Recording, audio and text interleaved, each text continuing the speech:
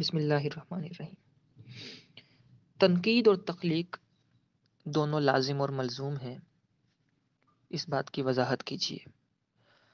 یا اس لیکچر کو یہ ٹاپک بھی دیا جا سکتا ہے کہ اچھی تخلیق، اچھی تنقید کسی طرح بھی اچھی تخلیق سے کم نہیں ہوتی۔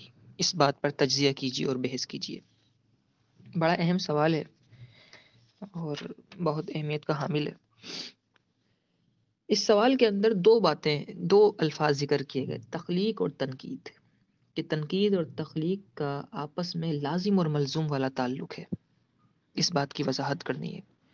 تو اس سوال کے اندر یہ دو الفاظ جو ہیں، تخلیق اور تنقید، ہم یہ بیان کرتے چلیں کہ پہلے تخلیق کا عمل آتا ہے، پھر تنقید آتی ہے۔ یعنی پہلا درجہ تخلیق کا ہے، کسی چیز کی تخلیق ہوتی ہے، کوئی چیز بنتی ہے، اور بعد میں اس پر تنقید کی جاتی ہے، اس کے محاسن اور اس کی قباحتیں، اس کی برائیاں اور اس کی اچھائیاں، پھر بعد میں اس کو بیان کیا جاتا ہے۔ یعنی پہلے تخلیق ہے، پھر تنقید ہے۔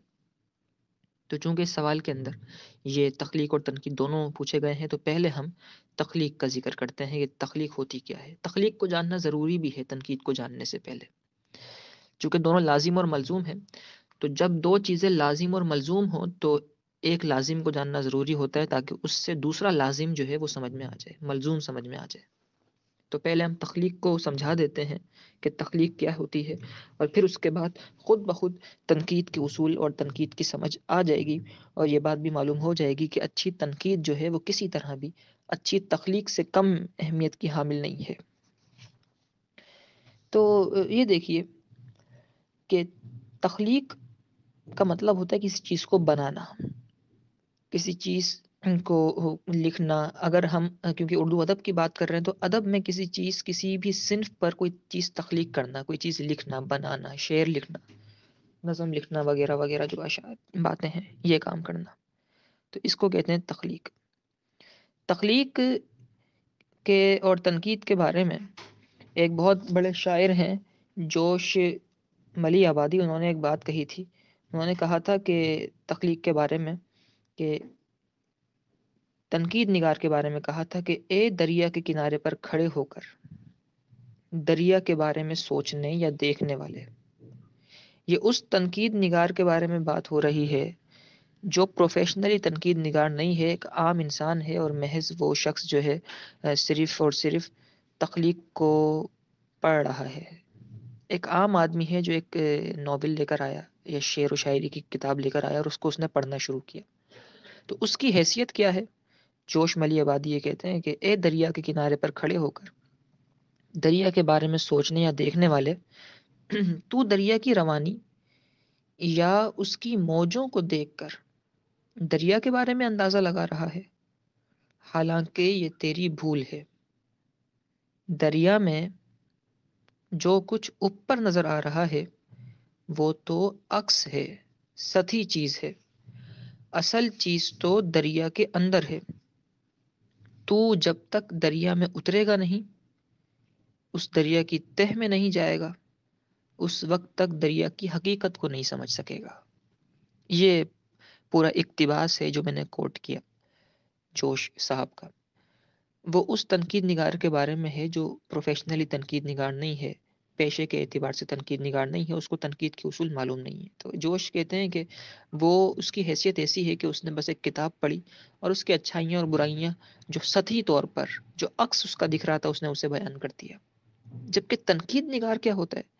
وہ تنقید کے اصولوں کے مطابق اس تخلیق کے محاسن اور اس کی قباحتیں بیان کرتا ہے، اس کی اچھائیاں، اس کی برائیاں بیان کرتا ہے۔ جبکہ عام شخص تو ایسا ہی ہے جیسا کہ دریا کے کنارے کھڑے ہو کے دریا کی خوبصورتی دیکھنے والا، یا سمندر کے کنارے کھڑے ہو کے سمندر کی لہریں دیکھنے والا۔ لہریں تو محض ایک عکس ہے، اصل تو وہ جواہرات ہیں، وہ سپیاں ہیں، وہ موتی ہیں، وہ نگینے ہیں، وہ خوبصورت مچھلیاں ہیں جو دریا کے سمندر کے اندر موجود ہیں۔ وہ کون نکالے گا؟ وہ وہی نکالے گا جو اس فن کا ماہر ہوگا۔ تو جس طرح تخلیق کرنا ایک بہت بڑا کام ہے، تخلیق وہی کر سکتا ہے جو اپنے فن کا ماہر ہو، اسی طرح تنقید بھی وہی کر سکتا ہے جو تنقید کا ماہر ہو۔ جس نے تنقید کرنا سیکھی ہو. تخلیق کرنے کے لیے بھی سیکھنا پڑتا ہے اور تنقید کرنے کے لیے بھی سیکھنا پڑتا ہے. تو اس سے معلوم ہوا کہ اچھی تنقید جو ہے کسی طرح بھی اچھی تخلیق سے کم اہمیت کی حامل نہیں ہوتی. یہ بات تو واضح ہو گئی. اب تخلیق ہے کیا؟ تخلیق وہ عمل ہے کہ مصنف کے ذہن میں کوئی خیال آیا، کوئی نظریہ آیا یا کوئی زاویہ نگاہ ہے اس کا، تو اس مصنف نے، اس ادیب نے اس زاویہ نگاہ کو، اس نظریے کو، اس خیال کو کرتاس پر اتار دیا، صفحے پر لکھ دیا اور لکھ کر آگے پہنچا دیا. تو یہ لکھنا، اس کا لکھنا، اپنے خیال کو بیان کر دینا تخلیق کرنا کہلائے گا. پھر اس کے بعد جو اس نے یہ تخلیق کی ہے، اس تخلیق کو جو بھی کسی نے کی ہے تخلیق، اس کو آگے پہنچائے گا اور لوگ اس تخلیق کو پڑھیں گے، اس تخلیق کو دیکھیں گے. یا تو یہ عام لوگوں کے ہاتھوں تک پہنچ جائے گی جو عام لوگ ہیں، یا پھر یہ تخلیق جائے گی نقادوں کے ہاتھوں میں، ایسے لوگوں کے ہاتھوں میں جو پروفیشنلی تنقید کرنے کا فن رکھتے ہیں. یہاں پر یہ بات یاد رکھیے گا کہ تخلیق دراصل صلاحیت ہوتی ہے. تخلیق ہر بندہ نہیں کر سکتا. چونکہ ہم تخلیق کے بارے میں بنیادی باتیں کر رہے ہیں، تو تخلیق دراصل صلاحیت کا نام ہے.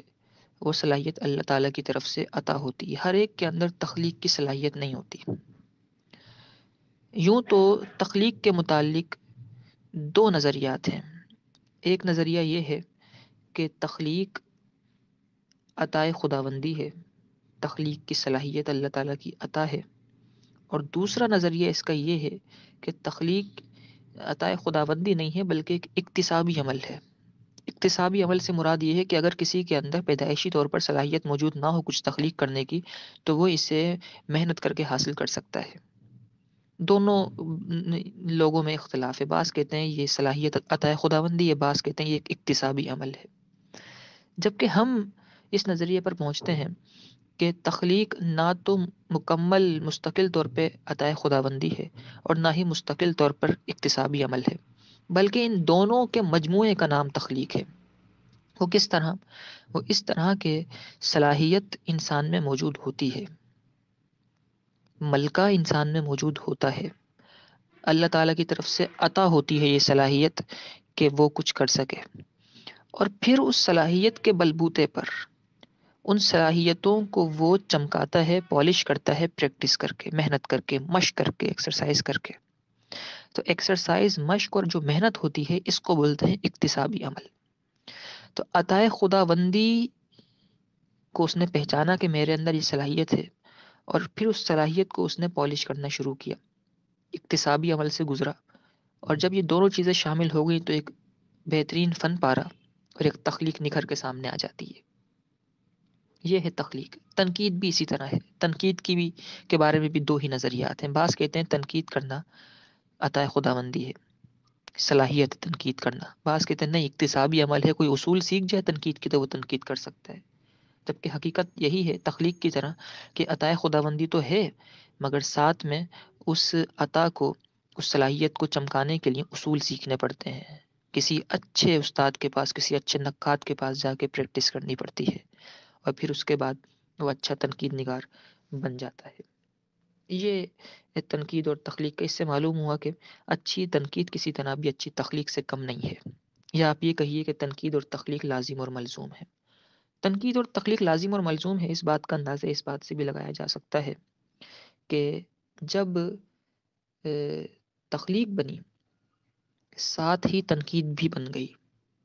ہم یہ پہلے بھی لیکچرز کے اندر بیان کر چکے ہیں کہ جب کوئی بھی تخلیق کرنے والا ادیب کچھ بھی لکھتا ہے تو سب سے پہلے تنقیدی نگاہ خود اپنے اس لٹریچر پر ڈالتا ہے، اس چیزوں پر ڈالتا ہے جو اس نے کام کیا ہوتا ہے، اور پھر اس کے محاسن اور اس کی قباحتیں وہ تلاش کرتا ہے. تو معلوم ہوا کہ جیسے ہی تخلیق آئی اس کے فوراً بعد تنقید بھی آ گئی. تخلیق اور تنقید دونوں کا چولی اور دامن کا ساتھ ہے. یہاں ایک اور بات دیکھیے کہ تخلیق کس نظر سے ہونی چاہیے، کیا زاویہ نظر ہونا چاہیے تخلیق کا. تو تخلیق کے لیے یہ ضروری ہے کہ تخلیق معاشرے کے مطابق ہو، ماحول کے مطابق ہو۔ کیا مطلب؟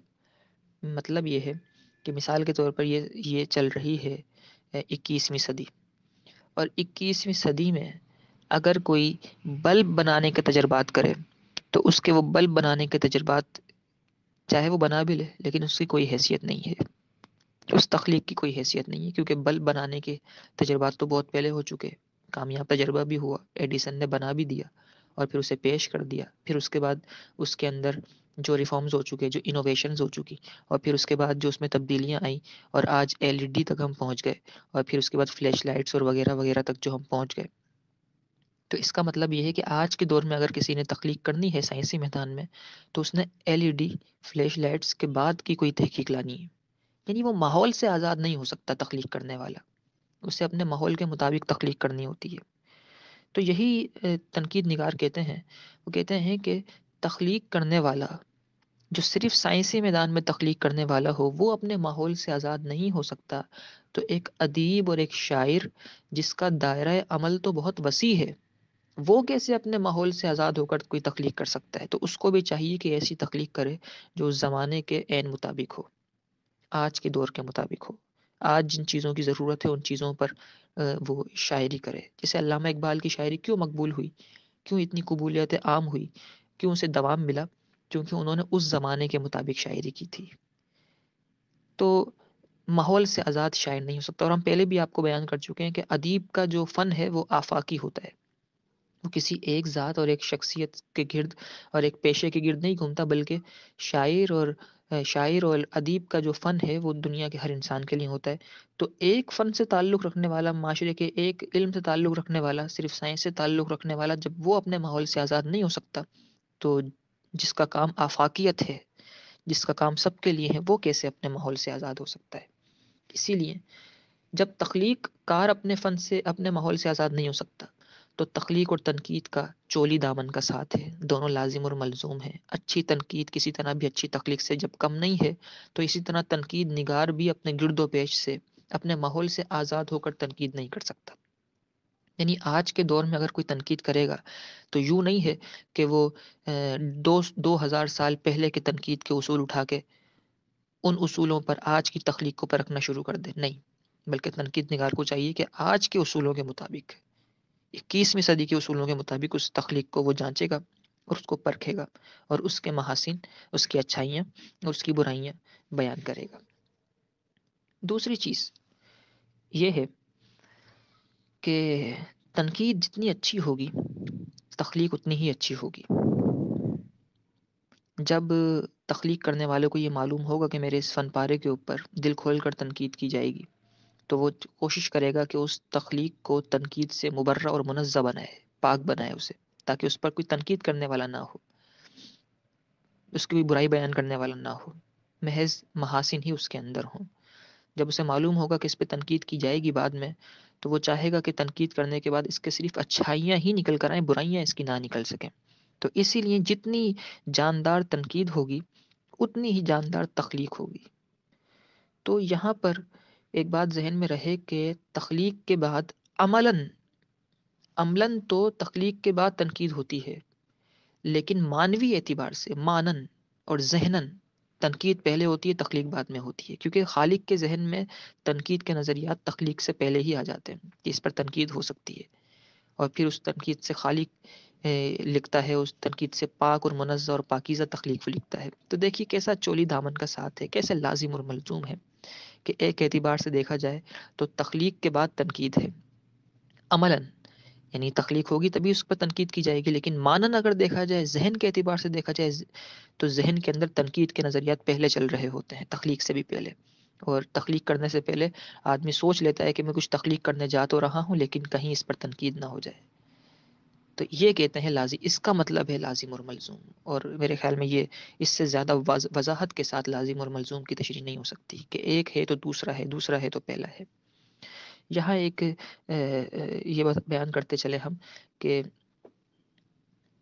تخلیق کو اگر سونے سے تعبیر کیا جائے تو تخلیق سونا اسی وقت بنتی ہے جب اسے تنقید کی بھٹی میں ڈال کر کندن کی شکل دے دی جائے. یعنی تخلیق اسی وقت اچھی تخلیق کہلاتی ہے جب وہ تنقید کی بھٹی سے نکل کر آئے. تو اس سے معلوم ہوا کہ اچھی تنقید جو ہے کسی طرح بھی اچھی تخلیق